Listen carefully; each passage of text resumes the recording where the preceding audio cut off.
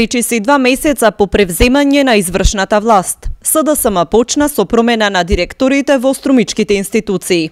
Досега нови директори добија Музејот, Центарот за социјални работи, Центарот за култура, Управата за јавни приходи, а сменете и началникот на струмичката полиција. Националната установа Завод и музеј Струмица досега ја раководеше познатиот археолог Зоран Рујак, а од сега Василка Ѓоргиева, дипломиран правник, вработена во музејот. Старо нов директор има Центарот за социјални работи.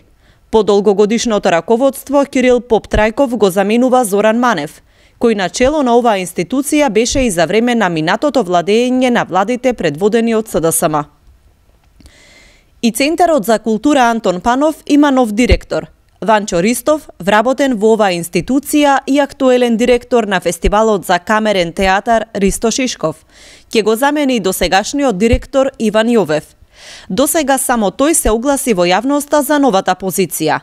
На својот профил на социјалната мрежа Facebook, Ристов напиша дека ќе се потруди да го оствари својот сон во културата. Настојувањата ќе му биле искрени, а репер ќе бидат европските стандарди.